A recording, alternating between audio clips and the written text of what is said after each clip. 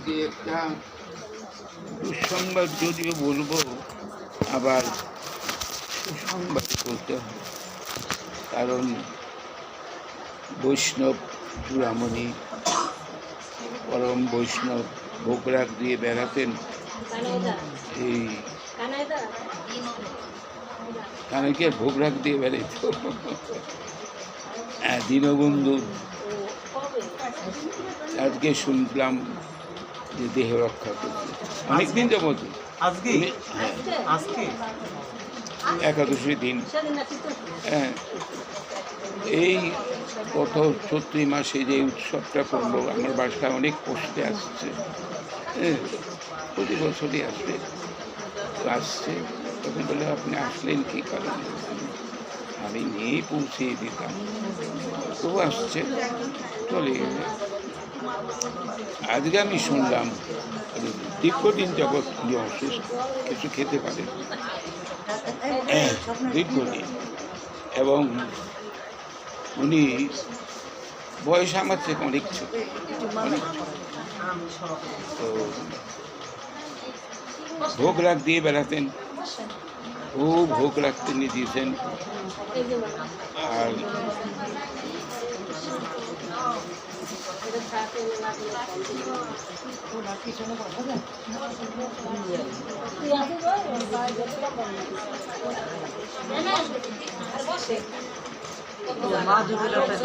গত প্রতি মাসে উৎসবের দিনও দেখি ভক্ত সঙ্গ করে আসলাম, দেখা তারপরেও আমি গেছি না দেখা করতে।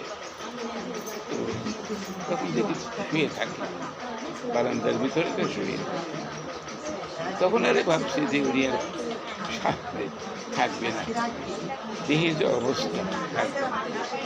তো আমার পরিচিত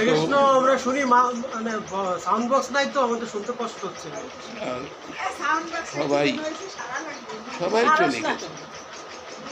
আমি যাদের কাছে সঙ্গ করেছি, উনি অন্য কাউকেও তো পেতেন না বড় একটা, আমার এখানে আসতেন।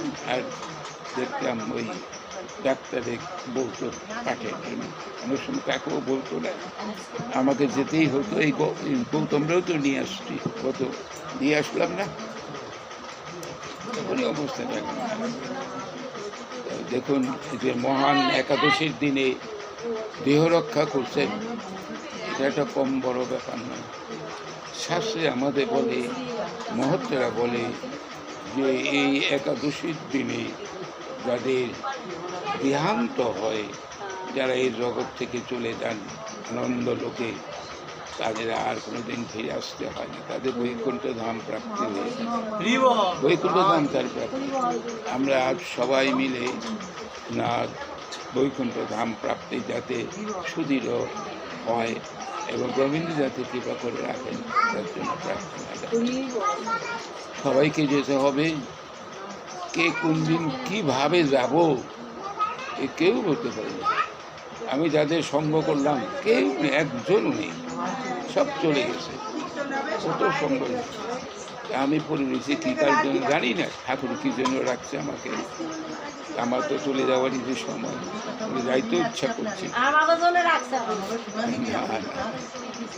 কারণ পরপেক্ষা জীবন খুব কষ্ট। হ্যাঁ, আমার যে বড় ভগ্নিপতি ছিল কলকাতায়, তার বড় ছেলে, তার জন্য অনেক জায়গায় গেছে, লিভারের গোলমাল ছিল আর কি।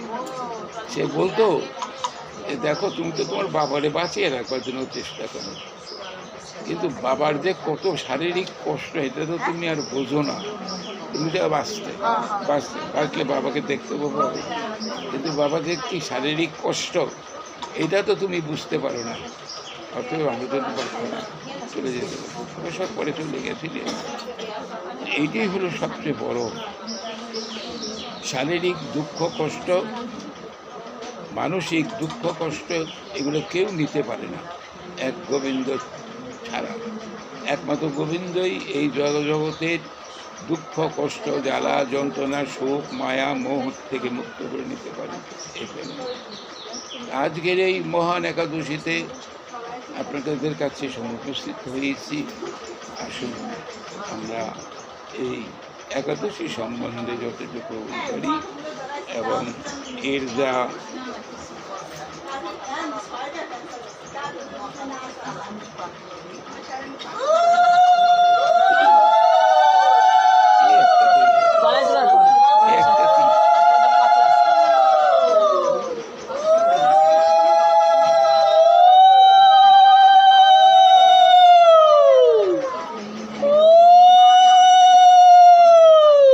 জয় রাধে।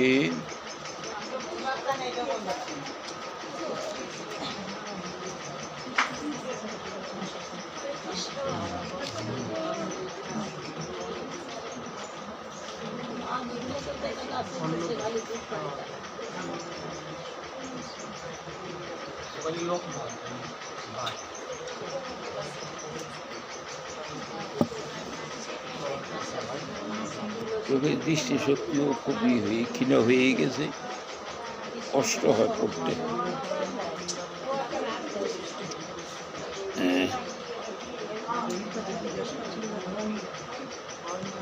রাজা যুধিষ্ঠির তার পরমানাদিরাদি সর্বকারণের কারণ ভগবান শ্রী গোবিন্দের কাছে প্রশ্ন করছেন। প্রতিটি একাদশী শুনবার জন্য তার তীব্র থেকে তীব্রতর লালসা থাকছে। আমার কিন্তু সেটা হয় না। কৃষ্ণ কথা আস্বাদনের জন্য লোভ বা লালসা পদ্মাবলম্বনে পুরাণ থেকে কথাটা বলছে যে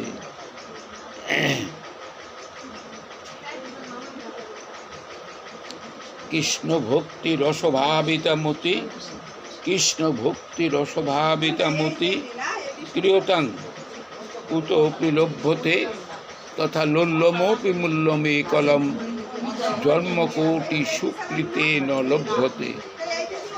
অর্থাৎ কোটি জন্মের সুকৃতি থাকলেও কৃষ্ণ কথা শোনার লালসা জীবের মধ্যে জাগে না। সব জীব তো কামনাদগ্ধ, অনন্ত কামনার দ্বারা নিয়ন্ত্রিত জীব। এই জীবের কামনা বাসনার শেষ নেই। একটা বাসনা পূর্ণ না হতে হতে আবার আর একটা বাসনার উদয় হয়। এমন কথা বলে না কেউ জীব যে প্রভু তুমি কৃপা করে আমাকে যা দিয়েছ তাতেই আমি খুশি, আমার আর কোনো প্রয়োজন নেই। যে কয়দিন তুমি রাখো তোমার শ্রীপাদ পদ্ম অভয় চরণারবিন্দ যেন নিরবিচ্ছিন্ন ভাবে সেবা করে যেতে পারি, এরকম কয়জন প্রার্থনা করে না। শাস্ত্রে এটাকেই বলে অহিতুকি ভক্তি। অহিতুকি মানে হেতু নেই। কেন ভগবানকে অর্চনা করছি, ভগবানকে সেবা করছি, ভগবানের নাম গুণাগুণ কীর্তন করছি, কী কারণের জন্য? শুধু তার প্রীতির উদ্দেশ্যে। আমরা সর্বাগ্রে চিন্তা করি আমাদের আনন্দ বা আমাদের সুখটা আগে হোক, তারপর গোবিন্দ কথা চিন্তা করা যাবে। আগে আমরা সুখ চাই, কিন্তু সুখময় আনন্দ কোনো বস্তু। গোবিন্দ সুখ প্রদান করলে সবাই সুখ দিতে পারবে। গীতাভাষ্যে বলছেন কিং পুনঃব্রাহ্মণ পুণ্যা ভক্তারাজরীশয় তথা অনিত্যম সুখমিমং প্রাপ্য ভজস্বম। আসছে তো অনিত্য জায়গায়, তুমি যত মায়ে মোহে মুগ্ধ থাকো না কেন, একদিন তোমাকে ছেড়ে যেতে হবে, থাকতে পারবে না। তুমি 10 তলাই করো আর 1 তলাই করো আর করে ঘরেই থাকো, সব ছেড়ে চলে যেতে হবে। এটা একটা আশ্চর্য বস্তু। আমাদের কিন্তু এই আমিত্বের বা কর্তৃত্বের যে একটা প্রসারতা, এটা কিন্তু কমে না। জানি চলে যাবো, তা সত্ত্বেও কোনো বস্তু আমরা ছাড়তে চাই না, কোনো বস্তুই ছাড়তে চাই না। সব নিজে রাখবো, নিজের কায়ত্তাধীন করে রেখে দিব। এগুলো ঠিক নয়। জগতে আসছি, আবার চলে যাব। যাওয়াটা যেন ভালো হয়। এই যে 11 দিন চলে গেল, দেখবেন মৃত্যু হলে আগে জিজ্ঞেস করে দেখুন তো, দেখি মৃত্যুটা, হ্যাঁ দেখেন তো দোষ পাইছো কিনা, এক পা দোষ, দুই পা দোষ, তিন পা দেশ, চতুর্থ পা দোষ, হ্যাঁ এরকম দোষ আছে কিনা, বা এটাকে উত্তরায়ণ না দক্ষিণায়ন, বা বারটা ঠিক আছে কিনা, সময়টা ঠিক আছে কিনা একটু দেখতে হয়। কেন বার সময় সব ঠিক থাকবে। বিশ্বদেব সরসজ্জায় পড়েছিলেন, দীর্ঘকাল সরসজ্জা। এই বিশ্বদেব ইচ্ছা মৃত্যু পেয়েছিলেন গঙ্গা দেবীর কাছ থেকে। কেউ শান্তনু বলে, কেউ গঙ্গা দেবী বলে, আমি জানি গঙ্গা দেবী বিশ্বকে ইচ্ছা বর দিয়েছিলেন যে তুমি যে সময় খুশি তুমি সে সময় চলে যেতে পারবে। তো দেখুন এই বিশ্বদেব সরসজ্জায় পড়ে রইলেন কেন? কি জন্য এত কষ্ট? তীক্ষ্ণ ফলাগুলো তার দেহে বিদ্ধ হয়ে সেখান থেকে রক্ত ঝরতেছে, কত কষ্ট। শরীরের উপর তো শুয়ে আছে, তাহলে কত কষ্ট না। দেখুন তবু তার মৃত্যু সে চায় না। কারণটা কি? কারণ হলো মৃত্যুর পূর্বে ভগবানকে দর্শন করে জগৎ থেকে চলে যাবেন, এটাই তার ইচ্ছা। তখন ছিল দক্ষিণায়ন। দক্ষিণায়ন মৃত্যু হলে আবার এই জগতে আসতে হবে, জগতে আসতে হবে। তখন ভগবান শ্রীকৃষ্ণ যুধিষ্ঠিরকে অনেক বুঝিয়েও তার মনের সান্ত্বনা দিতে পারলেন না। তখন তিনি স্বর্ণরথে পঞ্চপাণ্ডব অন্যান্য ধূম আদি ঋষিগণকে ভরত মহারথীকে সমস্ত নিয়ে চলে গেলেন বিশ্বের সেই কুরুক্ষেত্রে, যেখানে বিশ্ব সরসজ্জায় শুয়ে আছেন। বিশ্ব তার আরাধ্য দেবতার কৃপা লাভ করে দূর থেকে তাকে প্রণাম জানালেন। কারণ বয়সে তো যুধিষ্ঠির মহারাজ কৃষ্ণের থেকে তো বড়। তো যুধিষ্ঠির মহারাজ যদি বিশ্বকে প্রণাম করেন তাহলে স্বাভাবিকভাবেই কৃষ্ণকে প্রণাম করতে হয়। প্রণাম করলেন, তার আগেই কৃষ্ণকে প্রণাম করে গেছেন। দেখেন এত কষ্ট, তাও গোবিন্দ দর্শন লালসার জন্য করে রইলেন। গোবিন্দ দর্শন করে যাব, আমার তো দর্শনের কথা নেই, নামটা মুখে থাকলে বললি। ভগবানের কাছে ঐকান্তিকভাবে প্রার্থনা জানাই, ঠাকুর দর্শন হবে কি হবে না তোমার কৃপা সাপেক্ষ, কিন্তু তোমার নামটা যেন মুখে থাকে। তোমার নাম স্মরণ করলে যদি স্মরণ করে যেতে পারি, তাহলে আবার কৃপা করে তিনি সেবাযোগ্য একটা দেহ দিবেন। দেহ দিয়ে সেবার পরিপাটিটা সুন্দরভাবেই করে দিয়ে তার সেবার লালসা মিটিয়ে দিবেন। এটা মৃত্যুপূর্বে চাওয়া। ভগবান কি চাব? সবই তিনি দিয়ে রেখেছেন, মানুষ সবই ভোগ করে, তাকে দিতে চায় না। যুধিষ্ঠির মহারাজ বলছেন, হে কৃষ্ণ তুমি বলো, এই যে একাদশীটা, এই একাদশীর মাহাত্ম্যটা, প্রত্যেকটি একাদশীর মাহাত্ম্য শুনতে চাচ্ছেন, যাতে তার ধীরে ধীরে এই আত্মীয় স্বজন বন্ধু বান্ধব গুরুবর্গীয় হত্যাজনিত কারণের যে বেদনাটা ধীরে ধীরে ধীরে ধীরে অপনীত হয়। এই জন্য তিনি তখন যুধিষ্ঠির মহারাজের এরকম লালসা শুনে তখন বলতে শুরু করলেন, শোনো এই একাদশী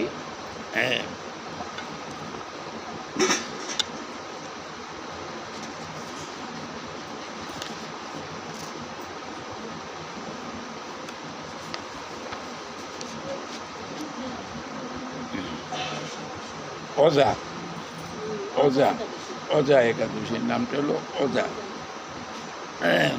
অজা কিন্তু ছাগলের এক নাম, অজা। অন্নদানা? না না, অজা একাদশী অজা। আচ্ছা, আর এক নাম দেখি না আর কেন বলতে দেখি না তো, তা হইতে পারে হয়তো, কিন্তু আমি গ্রন্থে যা পাই তাই বলি আর কি। আচ্ছা, কি করতে হবে একাদশীর? ঋষিকেশের প্রীতির উদ্দেশ্যে সময়োচিত ফুল ফল ইত্যাদির দ্বারা তাকে সেবা করতে হবে। আর কি করতে হবে? সারাদিন সারা রাত ঋষিকেশের প্রীতির নিমিত্ত কৃষ্ণ কথা আস্বাদন করতে হবে, কৃষ্ণ কথা বলতে হবে, গুণকীর্তন করতে হবে, শুনতে হবে, ভাগবত আস্বাদন করতে হবে, গীতা পাঠ করতে হবে। এইসব ধর্মীয় যে সমস্ত কর্ম করলেন ভগবানের প্রীতি উৎপাদিত হবে সেগুলো তিনি করছেন, এগুলি করতে বলছেন। আর এই সম্বন্ধে একটি পৌরাণিক কাহিনী বলছেন, সেটা হলো রাজা হরিশ্চন্দ্রের কাহিনী বললেন। যে রাজা হরিশ্চন্দ্র তিনি তো খুব ধার্মিক রাজা ছিলেন, ধার্মিক রাজা। পুরাকাল মানে ত্রেতায়, এখানে পুরাকাল হলো ত্রেতায়। ত্রেতায় হরিশ্চন্দ্র নামে এক নৃপতি ছিলেন, পরম ভক্ত। খুব ছোট লিখছে, আমি বড় করে বলবো আপনাদের কাছে। এই হরিশ্চন্দ্র কিন্তু বিরাট দাতা, বিরাট দাতা। এই হরিশ্চন্দ্র নিজের পত্নীকে বিক্রি করে, নিজকে বিক্রি করে দিয়ে তার গুরু বিশ্বামিত্র মুনির দক্ষিণা পূর্ণ করেছিলেন, 7 কোটি সোনা পূর্ণ করেছিলেন। দেখুন ব্যাপারটা হলো কি, এগুলো ভগবানের লীলা। একলব্য আর দ্রোণাচার্য, দেখুন দ্রোণাচার্য গুরু, অশ্রগুরু। দ্রোণাচার্যের প্রতিজ্ঞা ছিল যে আমি ক্ষত্রিয় ছাড়া কাউকে কোনো অস্ত্র শিক্ষা দেব না। আর দ্রোণাচার্যের সবচেয়ে প্রিয় ছিল অর্জুন। নিজ পুত্র যেটা ছিল, নিজ পুত্রকে তিনি এতই করতেন না। অশ্বত্থমা তার নিজের ছেলে অর্জুনকে। এই অর্জুনকে তিনি এমন ব্রহ্মবিদ্যা শিখিয়েছিলেন যেটি অস্ত্রটি ত্যাগ করলে পরে পৃথিবী ধ্বংস হয়ে যাবে, আবার সেটাকে তিনি ওখান থেকে আবার তুমি আনতে পারবেন। এই শিক্ষাটা কিন্তু ছেলেকে দেয়নি। এই জন্য অর্জুনের পিছনে যখন এই চলছিল, পঞ্চপুত্রকে হত্যা করে যুধিষ্ঠির আর আর কি যুধিষ্ঠির আর কি ধৃতরাষ্ট্রের মনোবাসনা পূর্ণ করবার জন্য যখন অশ্বত্থমা দ্রৌপদীর 5টি সন্তানকে হত্যা করে, 5টা সন্তানকে হত্যা করে, সেই 5টা সন্তানকে হত্যা করে তখন অর্জুন বলছিলেন যে দ্রৌপদী তুমি চিন্তা করো না, আমি অশ্বত্থমার দিয়ে তার রক্ত দিয়ে তোমার পা ধোয়াবো প্রতিজ্ঞা করেছিলেন। তবে তখন এই অশ্বত্থমাকে ধরতে যায়। অশ্বত্থমা কিন্তু অমর, জানে, অমরত্ব লাভ করেছেন। অমরত্ব জানা সত্ত্বেও ভয়ে দৌড়তেছে। ওজন ধরে ফেলছে আর কি। এটা সুন্দর একটা কাহিনী। ভগবান দেখুন বুদ্ধিটা কিন্তু সেই দিচ্ছে, বারবার বলতেছে অশ্বত্থমাকে মেরে ফেলে দাও। আর দ্রৌপদী পঞ্চপুত্র হারা হয়ে বলছে না না না, গুরুপুত্রকে হত্যা করা যাবে না, কোনোভাবেই করা যাবে না। শুধু গুরুপুত্র আমার সন্তান, আমার সন্তান গেছে, কিন্তু কৃপি, ওটার মার নাম হইল কৃপি। কৃপি তো দুঃখ পাবে, কষ্ট পাবে, শোকের জ্বালায়, পুত্রের শোকের জ্বালায় সে জর্জরিত হবে, কিন্তু তাকে কিছুই তাহলে কী করতে হবে?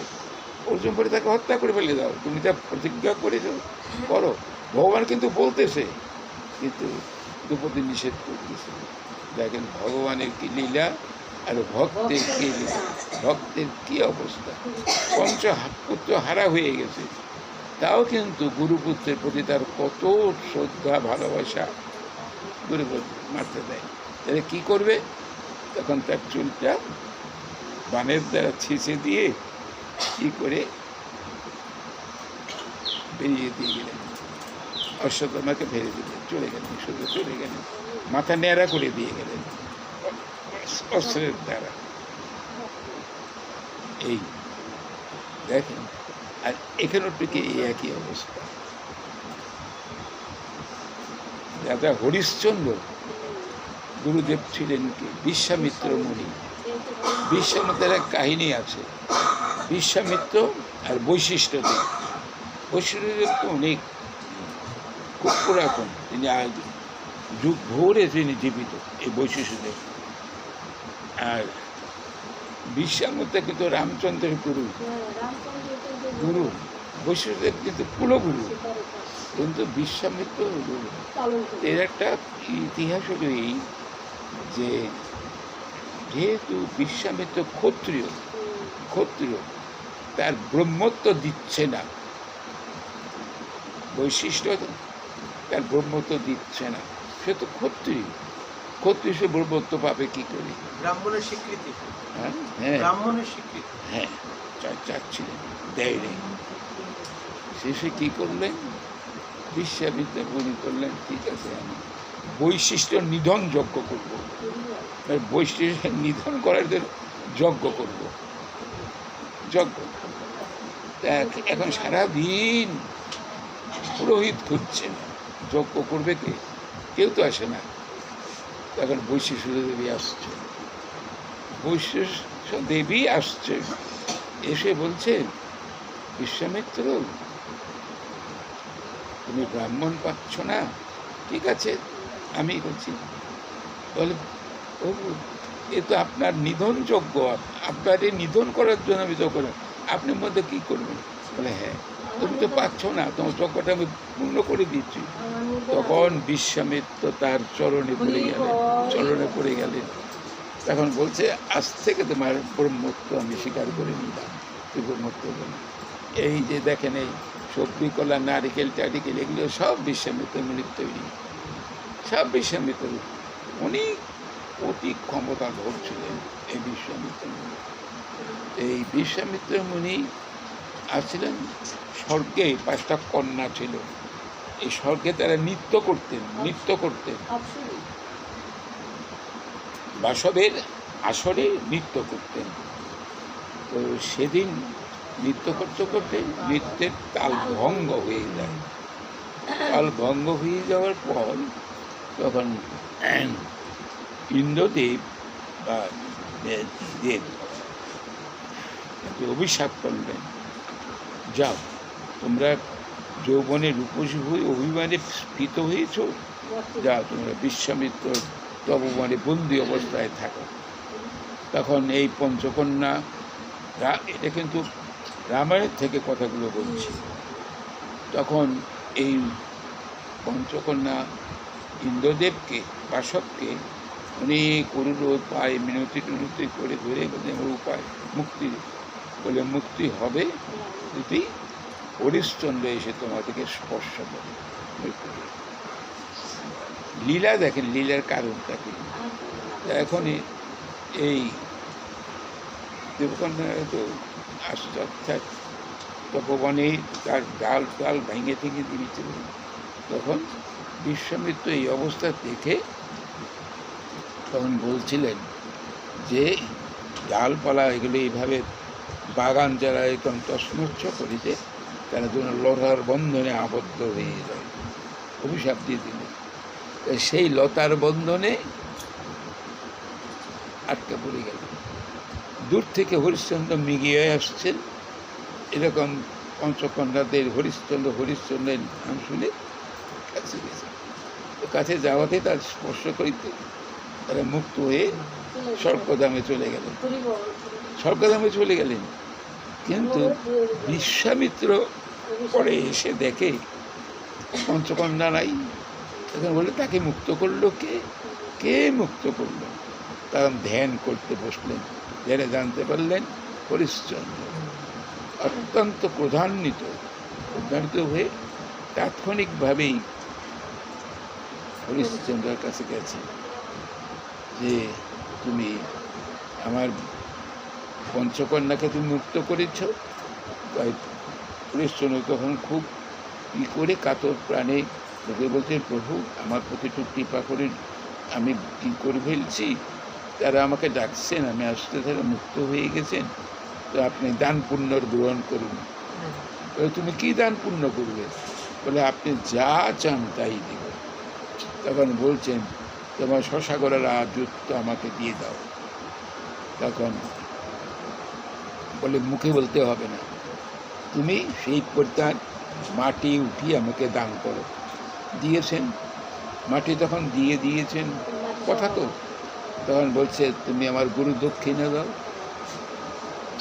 এই দেখেন, গুরু দক্ষিণে দাও। এখন গুরু দক্ষিণা কি দিবে? তখন ভান্ডারের যে ভান্ডারি ছিল তাদেরকে বলে, এই তুমি 7 কোটি সোনা নেও। কার সোনা তুমি দেবে? তুমি তো সব আমাকে দান করেছ, তুমি কোথায় তোমার অধিকার? তুমি তো পাবে না, তুমি যেখান থেকে পারো আমার 7 কোটি সোনা দাও, গুরু দক্ষিণা দিয়ে দাও। একলব্য তো কেউ বলছিলেন দ্রোণাচার্য যে আমার গুরু দক্ষিণা, তুমি যখন আমাকে গুরুই করেছ, এই জন্য দ্রোণাচার্য অনেক মূল্য দিতে হয়েছে, অনেক মূল্য দিতে হয়েছে। যে অন্যায়টা করছে যে আর বললাম। তখন দ্রোণাচার্য একলব্য কি করলে? এটা কেটে দিল, চাইলে নি এটা কেটে দাও। কেন এটা কাজ করলে?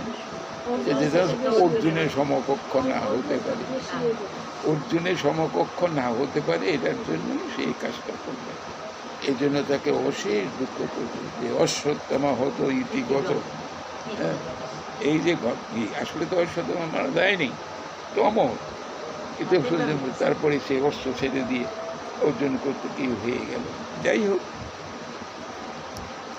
এখন যাও, এখন দেবে কি করে চিন্তা করলেন। তখন সৈব্যের সাথে পরামর্শ করলেন, বলেন চলো আমার এই জায়গায় থেকে তুমি কিছু বাইরে চলে, আমার পৃথিবীর বাইরে তুমি চলে যাও, কাশি দামে চলে যাও, বেনারস। এখন তো কাশি আছে, বেনারস নাম হয়। বেনারস কাশি দুটো আলাদা আলাদা স্টেশন আছে, তো সেখানে যাও। এখন পরামর্শ করে সব্যাকে হাটে বিক্রি করলেন, সব্যাকে হাটে বিক্রি করলেন।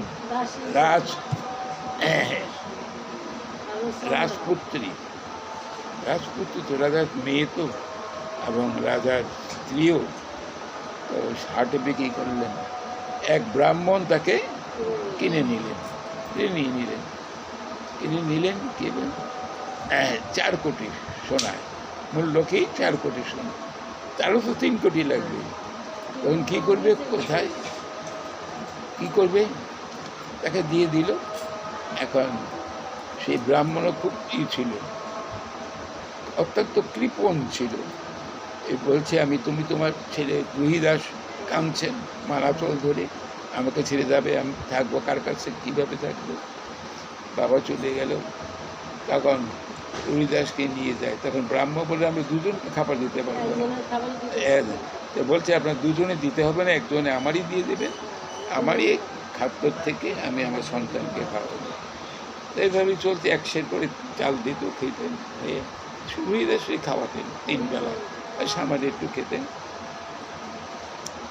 একদিন ব্রাহ্মণ বলছে, ঠিক আছে তোমার তো কষ্ট হচ্ছে, তো তুমি তোমার ছেলেকে আমরা একটু কাজে লাগিয়ে নাও, তার জন্য তোমাকে চাল আমি আরো বেশ বাড়িয়ে দেবো। কী করতে হবে?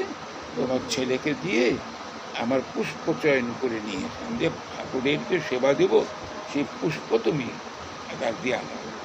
আনছে, আনতে গেছে সেইভাবেই ওই বিশ্বামিত্রের তপবনেই গেছে পুরাণে, এরপর নিয়ে আনে, এরকম ডালপাল ভাঙে। তখন একদিন বিশ্বামিত্রটা দেখে ভাবছে যে কে করে, তখন জানতে পারলেন হরিশ্চন্দ্রের ছেলে রুহিদাস। তখন অভিশাপ দিয়ে দিলেন যে অর্থাৎ সর্পটাকে বক্ষে দংশন করে দেয়, হত্যা এইরকমই। আমরা সাধারণত তমগুণাক্রান্ত, আমরা অভিশাপ দেই, কিন্তু কাজে লাগে না কোনোটাই, আবার কোনোটা কাজেও লেগে যায়। কিন্তু তমগুণাক্রান্ত জীব অভিশপ্ত বা অভিশাপ দেয়, কিন্তু যারা সত্যগুণাশ্রিত তাদের মধ্যে এগুলো থাকার কথা নয়। মুনি ঋষিরা তো এটা উল্টে, কিন্তু দেখা যায় মুনি ঋষির ভিতরে এগুলো বেশি, একে অপরে অভিশপ্ত করে এগুলো। সেই ব্রাহ্মণরা কী করে না করবো আমার দেখবার ব্যাপার না। তা যাই হোক, তখন বারাণসী হাটে নিজকে বিক্রি করলেন। তখন কালু বলে এক হাড়ি ছিল, তাকে মূল্য 3 কোটি সোনা দিয়ে তখন 7 কোটি সোনা দিল। এই কালু হাড়ি, ডোম ডোম, হ্যাঁ, মরা পোড়ায়, তো তাকে ওই মরা পোড়াবার জন্য রাখলেন, যে প্রতিটি মঠ থেকে এত কাহন করে সোনা রাখবে। আর শুকর চড়াতে দিলেন, শুকর। এখন যে হাতে ভগবানের সেবা পুজো করছে, দান ধ্যান করতে, সেই হাত দিয়ে শুকরের মল কী করে পরিষ্কার করতে পারে না। এখন শুকরের পালকে এনে ডেকে বলছেন, দেখো তোমরা এখানে মল ত্যাগ করবে না, স্থানান্তরে যেয়ে মল ত্যাগ করবে। শুকররা তাই শুনে, কথা শুনে স্থানান্তরে গিয়ে করবে। তখন হরিশ্চন্দ্র এদিকে রোহিদাসকে তো সব ধ্বংসন করে ফেলছে, পড়ে গেছে ওখানে। তো বেলা দ্বীপ্রহর হয়ে যায়, ছেলে আসছে না। তখন শৈব্যা খুঁজতে গেলেন, খুঁজতে সেই বিশ্বামিত্রের তপবনে গিয়ে দেখছে। তখন কি করলেন, খুব কান্নাকাটি করলেন। কান্নাকাটি করার পর তখন ব্রাহ্মণের কাছে নিয়ে আসলেন। হ্যাঁ, তখন ব্রাহ্মণ বললেন, জন্ম হলে মৃত্যু অবশ্যম্ভাবী, এই জন্ম মৃত্যুকে কেউ উপেক্ষা করতে পারে না, তো তুমি তাকে বারাণসীর শ্মশানে নিয়ে যাও। শ্মশানে নিয়ে গেছেন, কিন্তু টাকা দেবে কোথা থেকে, টাকা তো নাই, কীভাবে দেবে? তখন ওই অবস্থা দেখে তখন ওই শৈব্যা হরিশ্চন্দ্র বলে ডাকতে শুরু করলেন। তখন হরিশ্চন্দ্রের সম্বিধার শ্লোক কি, তখন শৈব্যারে বললেন যে আমি তোমার হরিশ্চন্দ্র কিছু ইয়ে ছিল, চিহ্ন ছিল। এই চিহ্নতে শৈব্যা বুঝতে পারলেন যে হরিশ্চন্দ্র। তখন কী করবেন, স্বামী স্ত্রী মিলে সন্তানের এই বিয়োগ ব্যথায় ব্যথিতা হয়ে খুব কান্নাকাটি করি। তারপর শেষে কি করলেন, একটা 3জনই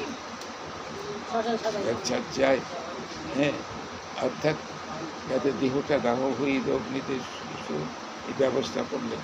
মাঝখানে সন্তান, 2 পাশে 2। এমন সময় ধর্মরাজ আসলেন। ধর্মরাজ এসে বললেন যে আমি তোমার সন্তানকে বাঁচিয়ে দিচ্ছি, তোমার মৃত্যু করার দরকার নেই, তোমার মৃত্যুর দরকার নেই, আমি দিচ্ছি। তখন ধর্মরাজ তাকে বাঁচিয়ে দিলেন। এমন সময় সেই গুরুদেব আসলেন, বিশ্বমতে আসলেন, এসে বলতে, দেখো তোমার রাজ্য তুমি ফিরিয়ে নাও, আমি আজ আমার ধর্মকর্ম সব নষ্ট, রাজ্য শাসন করতে যেয়ে আমার সব নষ্ট। আর কালু হারি বলছে আমার আর কোনো দায় নেই, ব্রাহ্মণও বলছে দায় নেই। দেখেন সব দিয়ে দিলেন। আবার গুরুর কৃপায় সবই ফেরত পেয়ে গেলেন, সবই দিলেন, কিন্তু একলব্য তো সেটা পাইনি। গুরুর কৃপায় সব। এই শ্রী হরিশ্চন্দ্র এখানে দেখা যায় গৌতম মুনির ইয়েতে, তো তিনি ঘুরতে ঘুরতে ওই তার এই দুঃখ দুর্দশা দূরীভূত করবার জন্য সেই গৌতম মুনির কাছে গেছিলেন। গৌতমের দেখা হয়। গৌতম মুনি তখন বলে যে হে মহারাজ, আপনার এই দুঃখ দুর্দশা দূর একমাত্র তোদের সামনে এই ভাদ্র মাসে কৃষ্ণপক্ষে যে অজা একাদশী, সেই একাদশীটা করলে পরেই আপনার সমস্ত পাপের থেকে মুক্ত হয়ে যাবেন।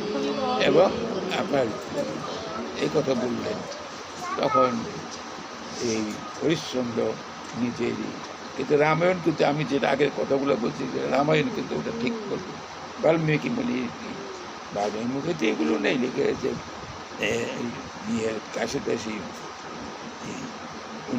উনি এগুলো লিখছেন। যাই হোক, রামায়ণ ওই কথাটা বলে, আর ইনি এই কথাটা সামঞ্জস্য করা একই কথাই হলো যে সেই গৌতম মুনির নির্দেশ অনুসারে এই সারা রাত জাগছেন। একাদশী ব্রতের মূল তত্ত্বটাই হলো সারা রাত জাগতে হয়, সারা রাত জেগে ভগবানের গুণকীর্তন করতে হয়। আমরা তো এখানেই বসি, এখানে তো অনেক সময় অনেকেই ঝিমিয়ে পড়ে। সারা রাত তো দূরের কথা, হ্যাঁ, সারা রাত তো দূরের কথা, হ্যাঁ, আরে একা একা রাত জাগা যায়? সবাই মিলে থাকলে, একসাথে থাকলে পরে তবে কৃষ্ণ গুণাগুণ কীর্তন বা ভাগবত বা নাম করে টরে আর কাটানো সম্ভব। তবে শাস্ত্রে এই কথাও বলে যে আপনার সারা রাত না পারেন, স্বাভাবিকভাবে যেটুকু ঘুমান তার চেয়ে একটু পরে ঘুমাবেন, ভগবানের নামকে স্মরণ করবেন। একাদশী দিন স্মরণ করলে পরেই আপনি এটা দিতে পারবেন না, তাহলে কী করবেন? রাত জাগাতেও হবে না, কিন্তু আপনার একটু অসুস্থ হলে পরে সারা রাত তো জেগে থাকবেন। হাসপাতালে নিয়ে রাখলে পরে আপনাকে স্যালাইন দিয়ে সারা রাত আপনি তাকিয়ে থাকবেন, তখন হাউ উতাস করবেন, হাউ উতাস করেন, কথাটা সত্য কিনা দেখে চিন্তা করে দেখবেন, তখন কিন্তু জাগতে হবে। এবং আপনার যারা আছে প্রিয়জন তারাও জাগবে, কিন্তু এই শুভ কার্যে কিন্তু কেউ জাগবে না, কে আপনাকে কোনো রকম সহায়তা করবে না। ব্যতিক্রম ধর্মীটা দেখেন কি অবস্থা আমাদের সংসারে। এমনই ভগবান জীবকে মায়া মোহ দিয়ে ডুবিয়ে রেখেছেন। জীবের তার স্বরূপ জ্ঞান নেই। জীবের যে স্বরূপ জ্ঞান, স্বরূপে যে জ্ঞানটা থাকে, অর্থাৎ জীব নিত্য কৃষ্ণদাস, ইয়া বলি মায়া পিতাসী গলায় বাঁধিলাম। আমি যে গোবিন্দের নিত্যকালের দাস, এই দাসত্বই আমার স্বরূপ। আমার কর্তব্যই হলো, দাসের কর্তব্য হলো প্রভুর পৃথিবী সেবা করা, দাসের কর্তব্য এটাই। আর আমাদের তো 12টা রসের ভিতরে 5টা রসের মধ্যে দাস্য রসটা পরম, যে মধুর রস বা প্রণয় রস ব্রজকপিকারা করে দেন, তার মধ্যে দাস্যরস ছিল। দাস্যরস ফেলবার জন্য প্রস্তুত দর্শন। এই যে জীবের স্বরূপ জ্ঞান হারিয়ে ফেলছে, যে আমার তো কেউ নই, কেউ আমার আপন বলতে কিচ্ছু নেই, আমি চলে যাব, এই আপনত্ব বা নিস্তত্ব যাই হোক শেষ, আর কিছু থাকলো না, আমি চলে যাব আর হয়ে গেল শেষ। তাহলে কিন্তু ভগবান শ্রী গোবিন্দ কিন্তু আপনাকে ছাড়ছেন না। তিনি জন্মের পূর্বক্ষণে মার গর্ভের ভিতরে ছিয়ে আপনাকে কৃপা করেছেন, আবার যখন বরম্বর কৃপা করছেন, সব সময় আপনার কাছে তাকে তার নাম বলছে অচ্যুত। আবার যখন জগৎ থেকে চলে যাবেন, তখন তার সাথে সাথে এই জীবাত্মার সাথে সাথে পরমাত্মাও আবার চলে যাচ্ছে। সে কিন্তু ছাড়া হচ্ছে না, আমরা কিন্তু গোবিন্দ ছাড়া কখনো হচ্ছে না। অথচ যে আমাদের এতটা উপকার, এতটাই করছেন, স্মরণ মরণ কিচ্ছু করি না, তো হবেটা কি? জীবের তো একটা পরিণতি চিন্তা করতে হবে, যে আমার পরিণতিটা কি হবে, আমার শেষটা কি হবে। এটা প্রত্যেকের একটা চিন্তার বিষয় আছে, যে আমি তো এখন যাই হোক চলাফেরা করতে হবে, ঘুরতেছে ঘাটতেছে, আরাম ফুর্তি সবই করতেছি, কিন্তু একদিন তো আসবেই। জানি না এত বছর হবে কি না, কারো কষ্ট পেতে হবে। তখন তো সামর্থ্য থাকা সত্ত্বেও গোবিন্দ ভজন করা সম্ভব হবে না, সম্ভবই হবে না। আমার নিজের জীবন দিয়ে দেখছি এখন, জীবন দিয়ে দিই। যে জব করতে আমার এত সময় লাগতো, অল্প সময় জব শেষ করে ফেলতাম, 2 ঘন্টার মধ্যে সব শেষ। এখন সেই জব 2 ঘন্টার ভিতরে 4 ভাগের 1 ভাগও করতে পারি না, 4 ভাগের 1 ভাগও সম্ভব হয় না। তো চিন্তা করুন, প্রহ্লাদকে বলছিলেন, প্রহ্লাদ বয়স্কদের বলছিলেন যে দেখো, তোমরা আপ তো ছোট, পরিণত বয়স হলে পরে শ্রীহরিকে তুমি ভজন করবে, এটা ভুল। কারণ অত দীর্ঘায়ু যদি না পাও, এটা আর ভজন করা হলো না, আর তো পেলে না। অতএব শিশুকাল থেকেই ভগবানকে একটু স্মরণ করো। শিশুকালে ধ্রুব, প্রহ্লাদ, উদ্ধব এরা শিশুকাল থেকে ভগবানকে সেবা করে গেছে, ভগবানও তাদের হয়ে গেছে। তারপর উত্তর দিয়েছিলেন যে কৌমারং আচরতে প্রাজ্ঞ ভাগবতা নিহ দুর্লভ মনুষ্যজনম তদপি অর্থদম। দুর্লভ মনুষ্যজনম তদপি অধ্রুবম অর্থদম, দুটো শব্দ ব্যবহার করতে। অধ্রুবম নিশ্চয়তা নাই, যে কোনো আয়োজন পদ্মপত্রের নীল, পদ্মপত্রের জল দেখেন টলমল করে, দেখুন করে। অতএব পরিণত বয়সের জন্য চিন্তা করো না। আর আরেকটি সুবিধা হলো এই, অল্প বয়সে গোবিন্দের শ্রীপাদ পদ্মে চলে গেলে পরে হয় কি, কন্দর্পের কোনো রকম প্রভাব থাকে না। শিশুদের কি কোনো কন্দর্পের প্রভাব থাকে বলুন তো? কন্দর্পের প্রভাব থাকে বয়স্কদের।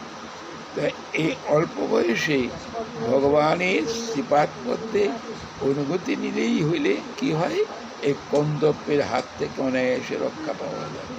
অতএব সবচেয়ে শ্রেষ্ঠ সময় হলো কৈশোরকাল।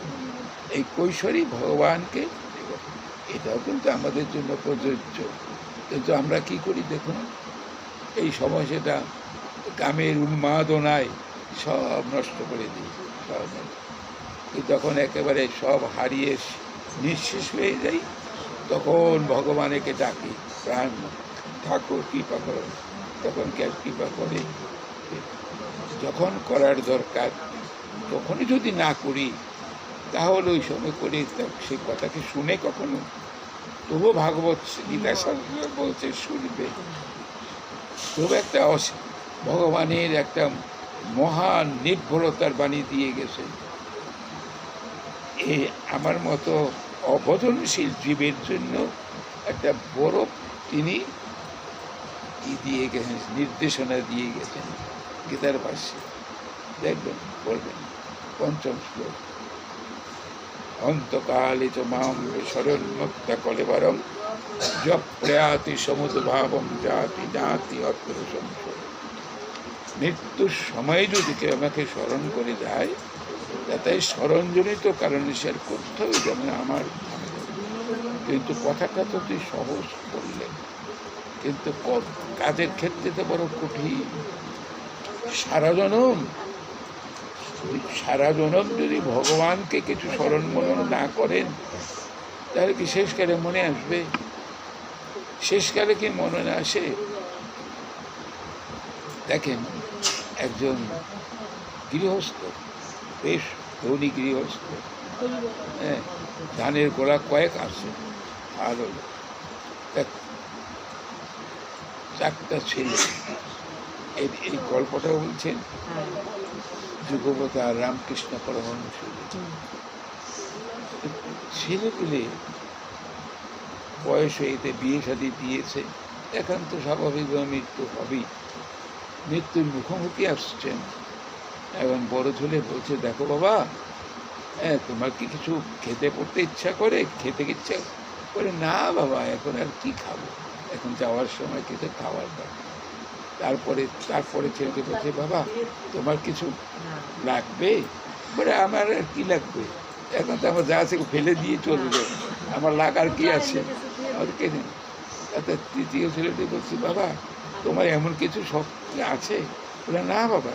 চতুর্থ ছেলে বলছে যে, বাবা তুমি হরির নাম করো, কৃষ্ণ নাম করো, কৃষ্ণ নাম করো।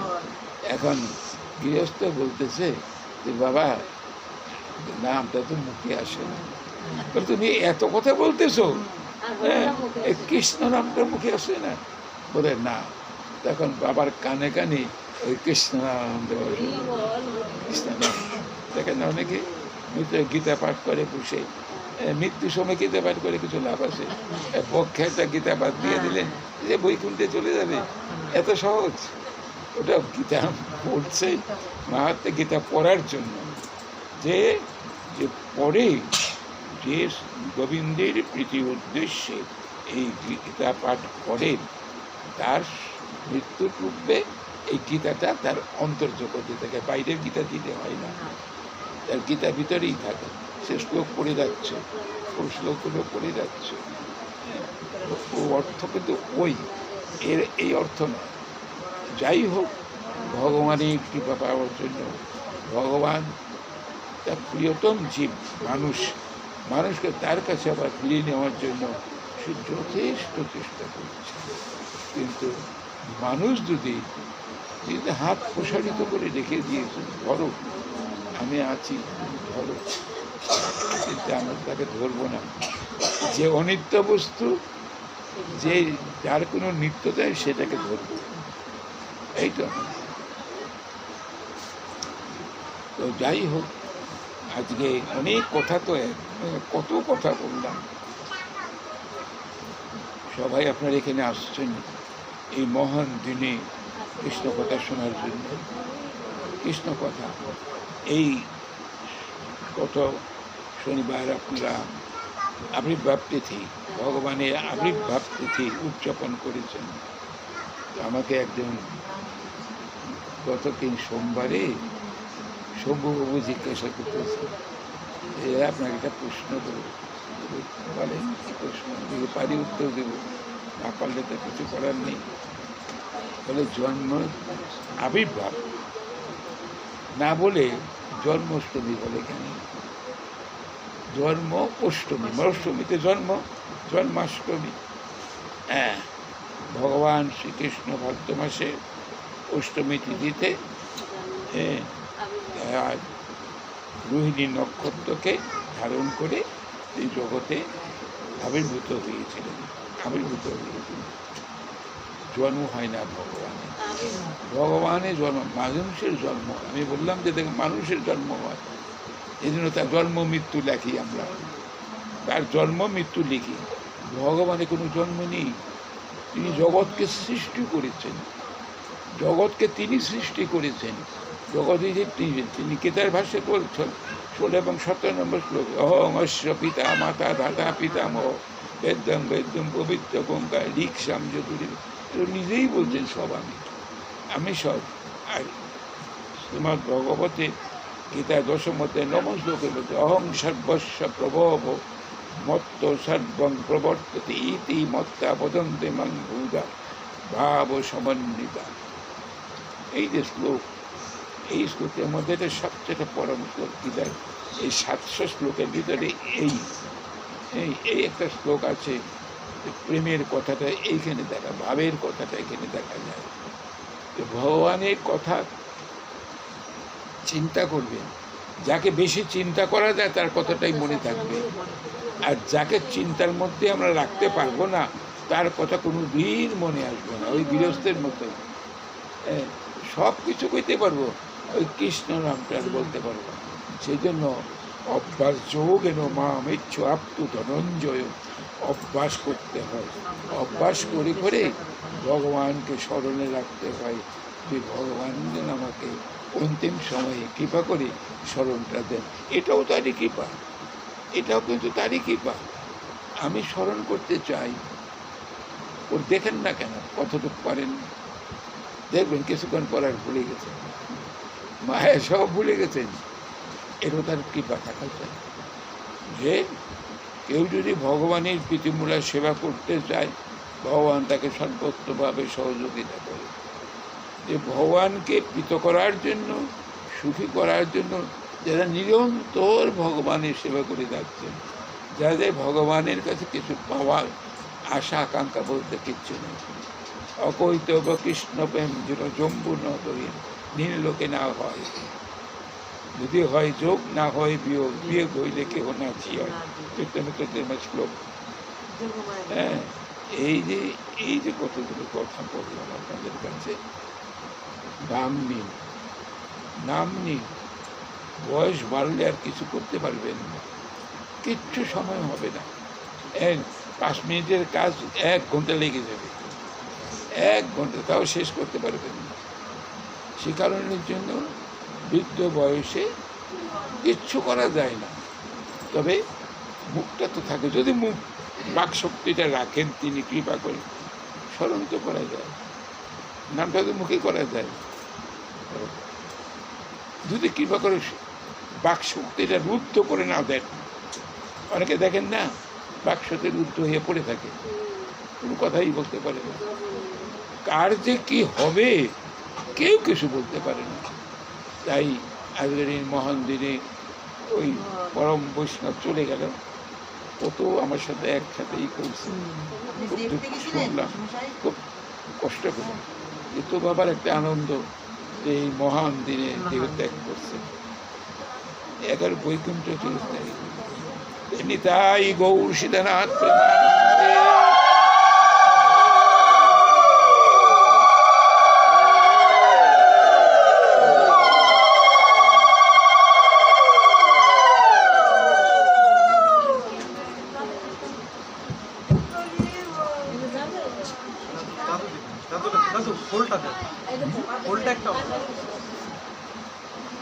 ফুলের মধ্যে নাই কিছু,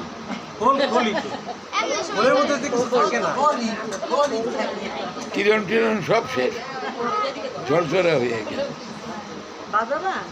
বয়স হয়ে গেলে কেমনই হয়?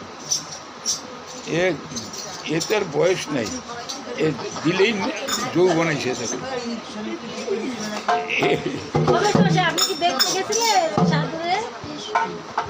আমি দুপুরবেলা শুনছি কথা, এই কিছুদিন আগেও আমি তাকে দেখে আসছি, অসুস্থ পড়ে গেছে বারান্দার মধ্যে। নাতি আছে এক, দেখাশোনা করে।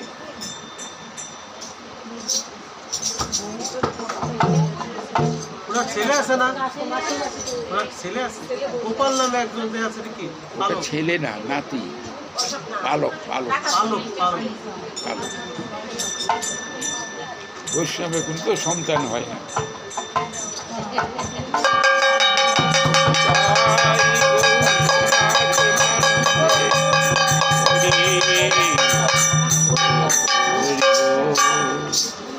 জয় জয় রাধে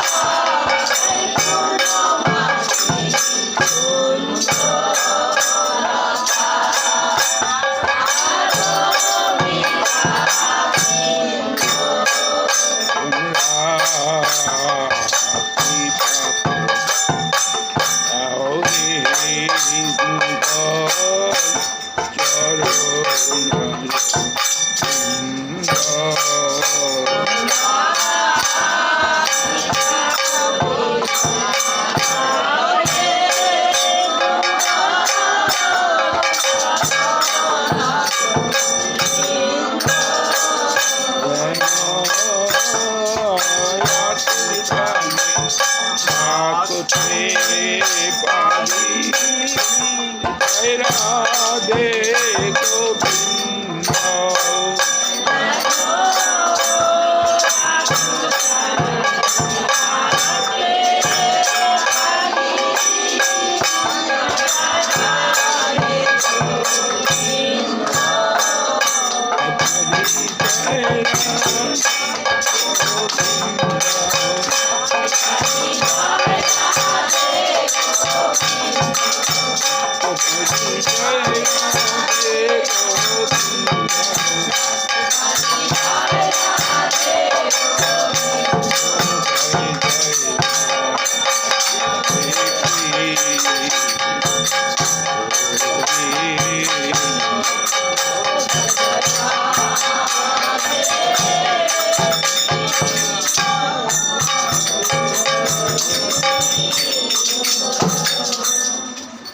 সবাই মিলে গান কীর্তনটা সবাই মিলে করবেন। আসছেন খালি মুখে থাকবেন কেন? হরে কৃষ্ণ হরে কৃষ্ণ